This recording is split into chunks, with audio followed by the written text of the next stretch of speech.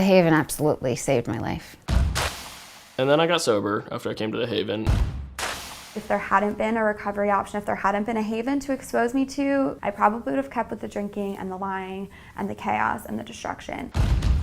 I started drinking and using in high school. When I was told from an early age, don't do this, you should not do drugs, you should not drink. For me, it's like I hear something like that and I'm immediately curious. What is so bad about them? I mean, I understand that you can get addicted, but that'll never happen to me. I just want to see what it's like and test these things. For a while it worked and it was fun. I would try something new, or I would get drunk or I would get stoned, and my reaction was, oh my God, I've found the answer to life. I've found the answer to all of my problems. I will be okay as long as I have these things. A social lubricant, a fear destroyer, inspiration provider, motivator.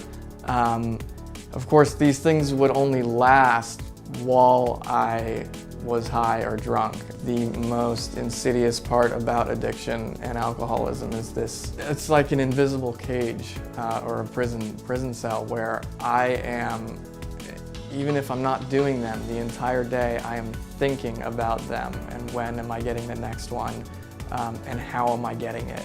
And that's all that's going on, and everything else in my life is secondary. Once I put one in me, I was no longer deciding if I was going to have more. I recognized it as insanity at the time. I remember in the midst of that darkness, really, there was clarity, a moment of clarity, and I saw what my future was going to be. I mean, my future was going to be chasing this high for the rest of my life, and there was going to be nothing else.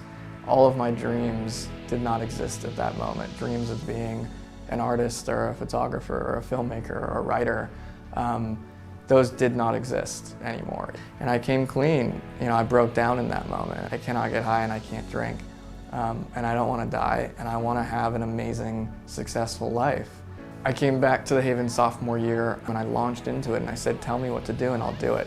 I found other people, I found other students that were doing it and who were happy. And I said, what are you doing to make this work? I'm gonna do this thing, but I'm not gonna stop having fun.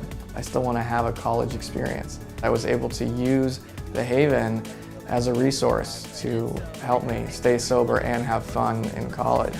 My relationship with my parents in the midst of the using was not great. There was absolutely no trust because I had stolen from them and I had driven their cars under the influence and I had taken drugs into their house. I was able to start to rebuild the trust with my parents. They saw what sobriety did for me. They saw what the Haven could do for me.